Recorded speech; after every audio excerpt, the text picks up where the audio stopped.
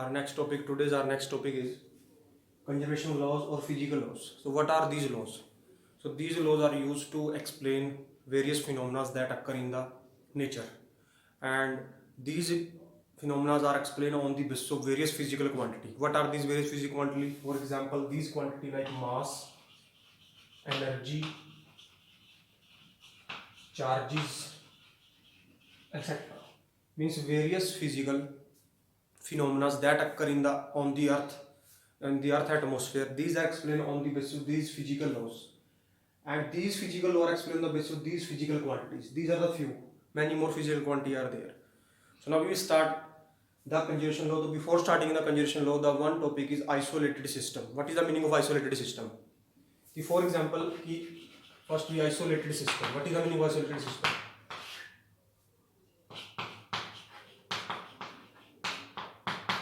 What is the meaning of isolated system? A system on which no external force act is called isolated system. Means that any system in which no external force, means no influence of external agencies. What is the meaning of system? System like you and your surrounding forms a system. So you and your surrounding forms a system. Similarly, me and surrounding me, that forms a system. So what is system? Isolated system means a system on which no external force acts is called isolated system. Clear? So a system is said to be isolated if no external force act on system. Means F is equal to 0. Clear? And when no external force act on the system, then these quantities like mass, energy, charges, momentum, angular momentum, linear momentum, these all are conserved. Conserved means remain constant. These quantities remain constant if F is equal to 0. What do you mean this? Like mass, energy, charges, momentum, angular momentum, linear momentum, all these quantity remain conserved. Conserved means there is no change. Means initial value is equal to final value, or these value remain constant if no external force act on the system. So now we discuss the first law. First law is law of conservation of charges. What is the meaning of this? The total charge of an isolated system remain constant. Total charge of an isolated system remain constant. There comes a word isolated system. Means when no force act on the system, the total charge on the system remain constant. What is the meaning of this? We will discuss with an example. If we take a rod, this is a glass rod, and we take a silk cloth, this is a silk cloth. Clear? So initially that rod have no charge and that silk cloth have no charge. So now we rub both with each other. So by rubbing each other, one of them carry positive charge, another of them carry negative charge. Previously, this is a whole system. So that whole system have no charge. Clear? Now they rub with each other. The glass rod carry positive charge and silk cloth carry negative charge. So now how these charges are distributed? As many positive charge have glass rod, same number of charges but opposite polarity exists on the silk cloth. Means some charges from glass rod is transferred to the silk cloth. So the charge from the glass rod shifted to the silk cloth. So glass rod carry positive charge and silk cloth carry negative charge. So means what is the meaning here? Charges neither be created nor be destroyed. They are only transferred from one body to another. Or we can say that if that carry plus 3 charge and similarly that carry minus 3 charge. So if we want to find the total charge, so total charge is equal to minus 3 plus 3 comes out to be 0. So before also whole system have no charge. Similarly, after that transfer of charges, the net charge on the system is again 0. So means charges neither be created nor be destroyed. That are transferred only from one body to another body. The body from which charge transferred to the another body, that body carry positive charge, and the body which accept that charges carry negative charge. And also one more definition, law of conservation, the total charge on an isolated system remain constant. If a system is isolated, the total charge on that system remain constant. Next is law of conservation of mass and energy. What is the meaning of that? Means mass and energy are interconvertible. Means mass can convert into energy and energy can be converted into mass. So what is the law of conservation of mass and energy? Ki mass and energy are interconvertible. Means mass can be converted into energy and energy can be converted into mass. So there is a relation between how these convert in each other. So E is equal to mc square. So if you know the value of mass, then you will find the energy. Similarly, if you know the value of energy, you will find the mass. The best example is this uranium. Uranium 235, which came in your 10th class in chapter 14, source of energy, nuclear fission and fusion. So in nuclear fission, the uranium split. So that uranium splits into lighter nuclei and release lot of energy. So what is the reason behind that? Their energy release. Initially uranium having mass 235, but their product, for example, there are two products A and B. So this product A and B is less than 235. For example, there is a 233. So there is a difference of 2 units. There is a difference of 2 units. So where these 2 units went? So these 2 units convert into energy. So now what is the law? The law is that mass and energy are interconvertible. Mass can be converted into energy during a nuclear reaction. In the uranium nuclear reaction, the uranium 235 split into 2 lighter nuclei and release lots of energy. So where that energy came? So that energy came from the mass, because the mass of the reactant is less than the mass of the product is less than the mass of the reactant, and the remaining part of that mass converted into energy. Similarly, if you know the energy, we will convert into mass. So mass and energy are interconvertible. Mass can convert into energy and energy can be converted into mass. The next law is law of conservation of energy.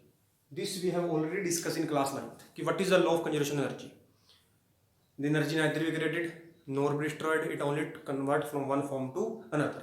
Or again, the energy of isolated system remain conserved if no external force act on the system. So what is the law of conservation of energy? Energy neither be created nor be destroyed. It can only convert from one form to another. We have discussed in class 9th previously that a body is at height, so it have a potential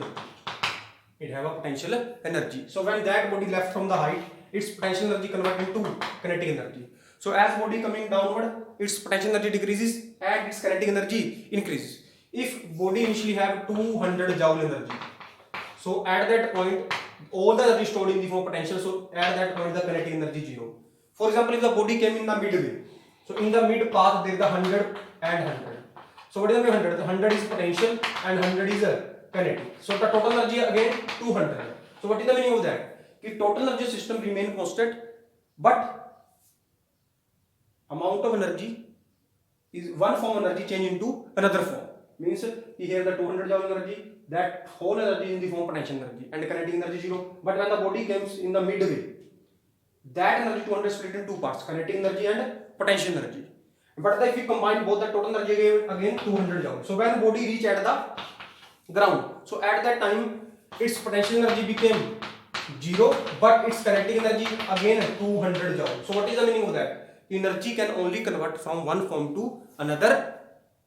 Energy can converted only from one form to another. Energy neither be created nor be destroyed. So this is the example ki how energy are converted from one form to another. The next law is law of conservation of linear momentum. So first we have discussed what is linear momentum. Some of them you know what is linear momentum. We have discussed in class 9th. What is momentum? So momentum is a vector quantity. It is the product of mass and velocity. So this is the momentum. What is momentum? The product of mass and velocity is known as momentum. What is the meaning of law of conservation of linear momentum? Means the momentum of an isolated system remain constant. Means if P is the momentum, it remain constant if F equal to 0. So this is the law of conservation of momentum. Means the momentum of system remain constant. The momentum of system remain constant if no external force act on the system. And this also we discussed in class 9 that momentum before collision is equal to momentum after collision. What is the meaning? If the momentum before collision is 10, then after also collision that is 10, means momentum does not change, means momentum remain constant.